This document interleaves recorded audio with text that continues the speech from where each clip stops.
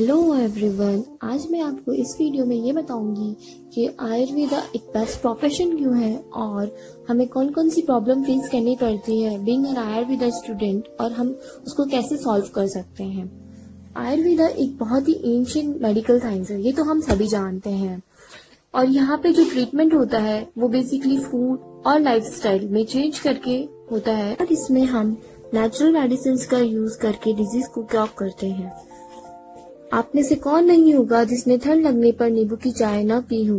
कोविड-19 के टाइम पे तो सभी ने इम्यूनिटी डिस्टर्बिंग और काढ़े और तुलसी अदरक की चाय तो सभी नहीं पी होगी। कोविड-19 में आयुर्वेद की इम्पोर्टेंस सब तक पहुंची है। आयुर्वेद में ऐसे पेशेंट्स आते हैं जो बाकी पैथी से थक हार चुके होते हैं और उन्हें एक सही ट्रीटमेंट की जरूरत होती है और वो आयुर्वेदा पे ही बिलीव करते हैं। Ayurveda basically works on both maintenance of health and cure of disease. इसमें ट्रीटमेंट बहुत ही स्पेसिफिक होता है, हर पर्सन के लिए डिफरेंट होता है, ऑथराइज्ड होता है।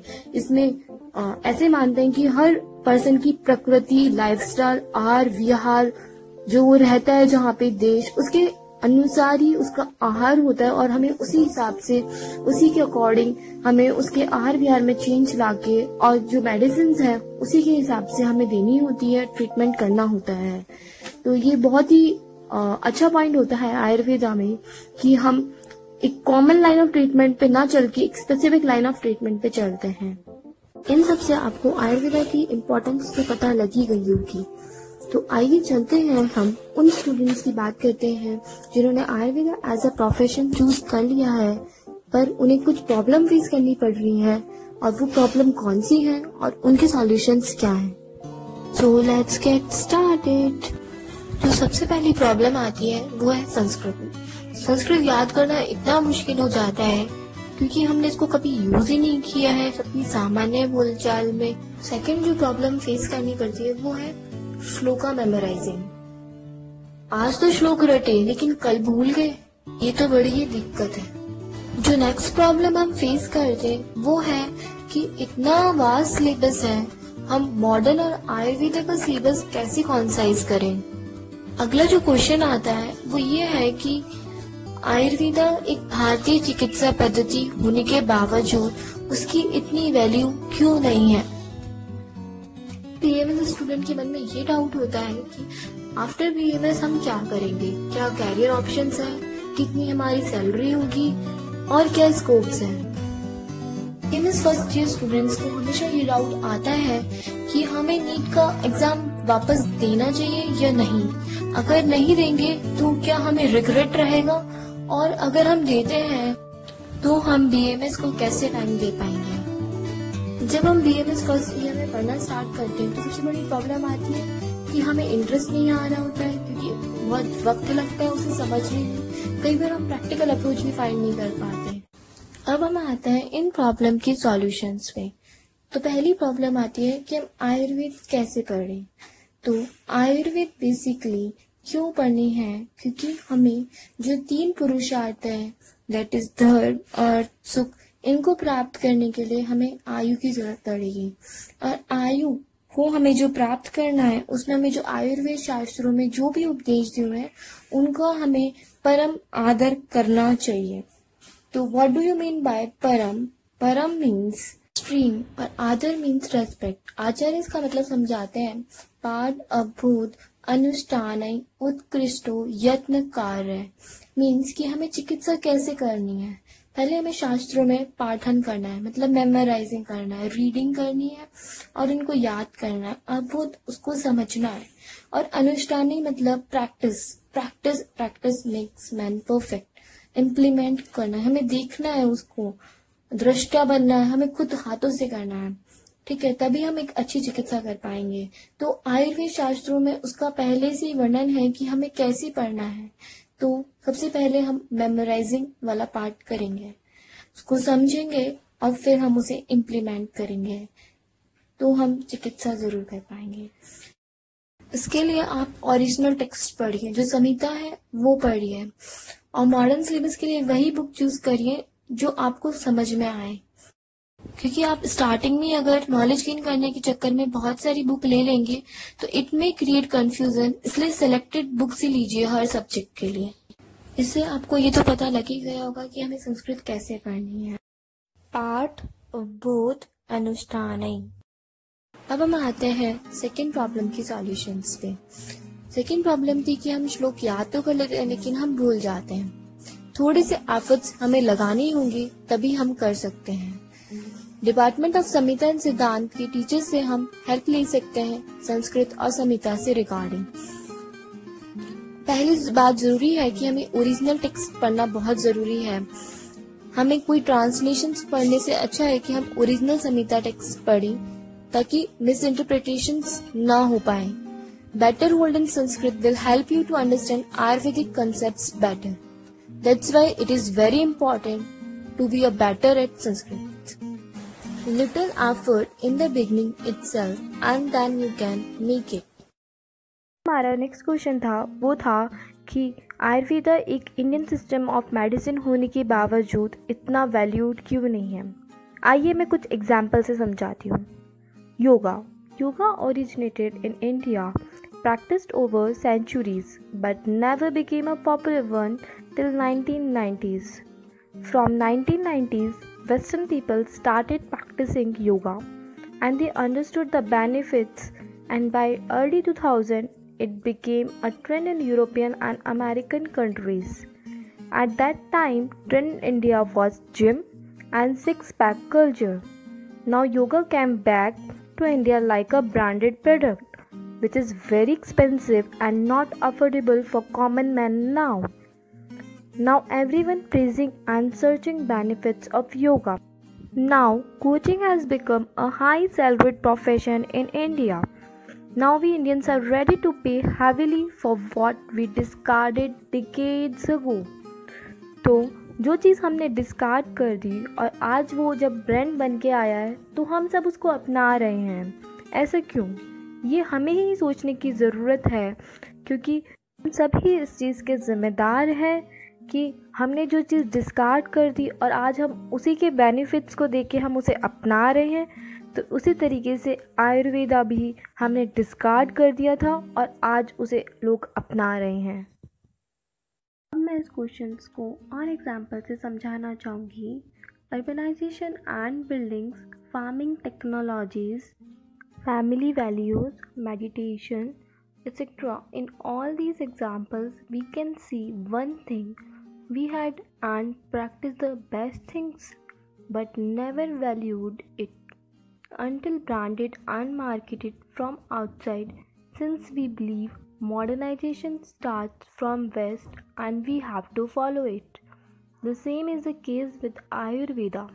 Now yearly more than 5 lakh tourists visit Kerala only for Ayurveda treatment, since they know what is good about Ayurveda. I can show you one simple example. Earlier Abhyanga oil massage was a daily routine for Kerala people, and they used to apply oil all over the body before taking bath. It is a curative as well as preventive measure for joint disorder, and arthritic medicine can be prepared from home itself. It was so easy that anyone can afford it. Now, after the hype for Ayurveda created by tourists for one single day, massage rate starts from 2000 rupees in small town. Oil use may or may not have quality, and Ayurveda became a business. Earlier we had the purest form of Ayurveda with maximum good results, but now we have the expensive form of Ayurveda with least effects.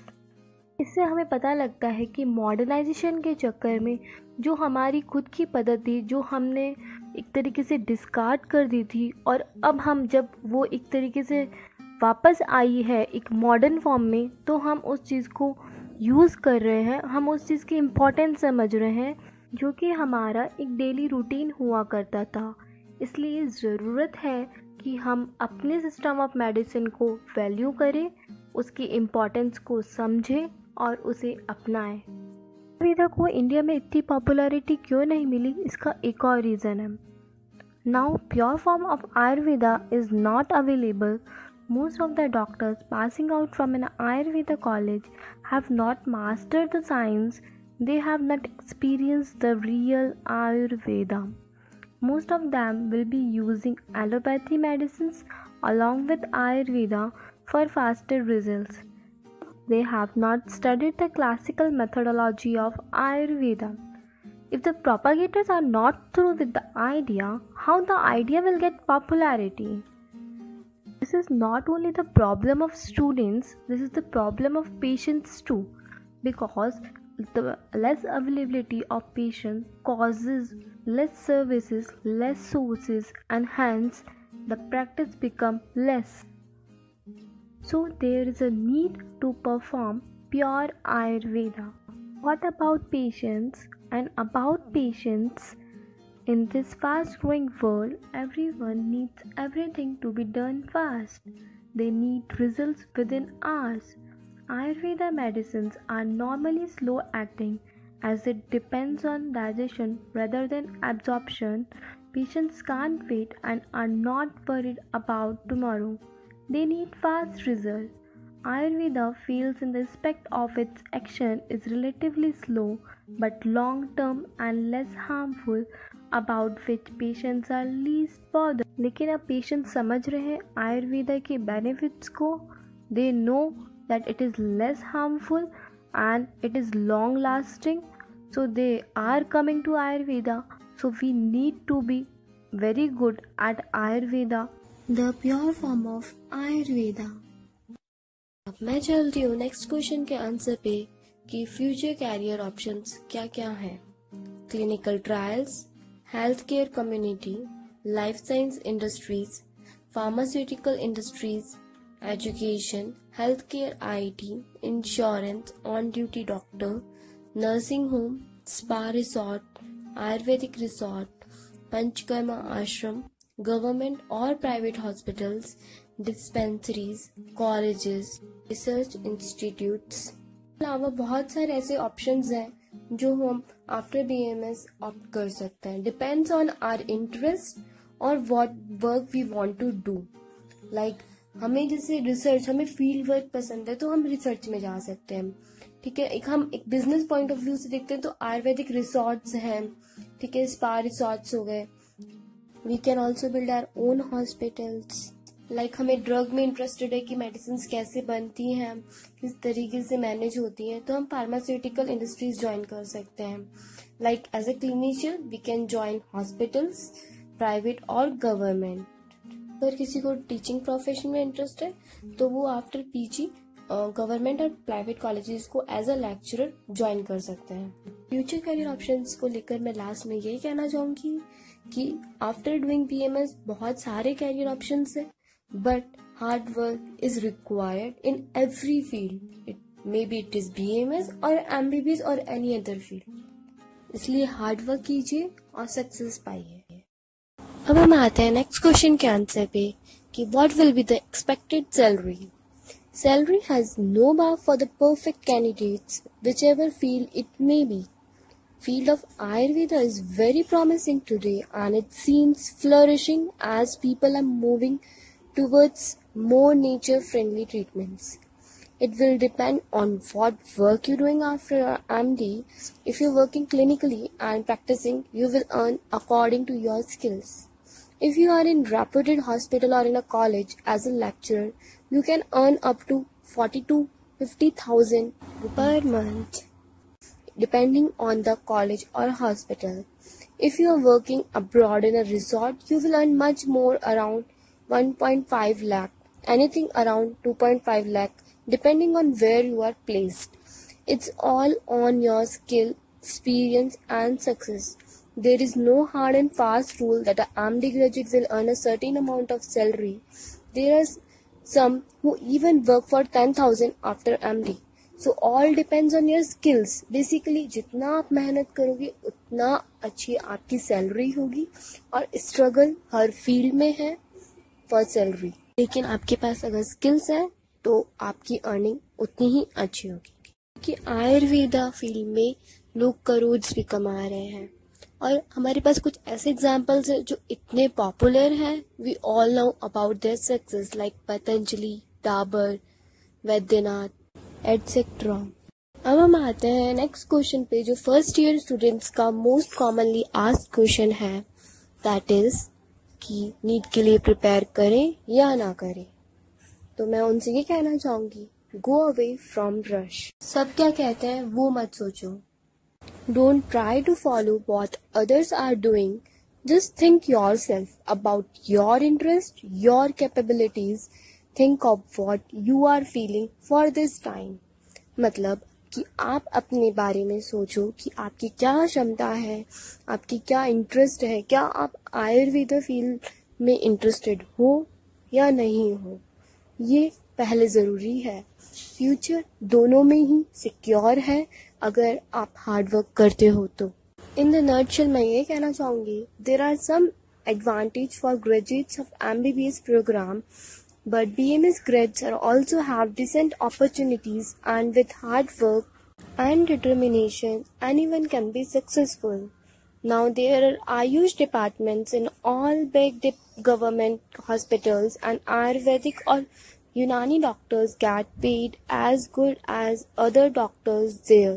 And finally, if you start practicing in a village or a smaller city, then it's mainly on your attitude and patient satisfaction. Degrees won't matter much. So any good doctor will earn nicely anyway. I wanna conclude this question by saying what matter is skills, not just your degree. Next question था कि sometimes students lack interest or they are unable to find practical approach. For this, I want to answer by saying this: for getting better results, you need to do a lot of hard work by putting your skills and interest in it. It will all depend on your skills, and to sharpen your skills in this field, you have to believe in Ayurveda firstly and give full dedication to studies. Regularly read classical texts, that is Samhita.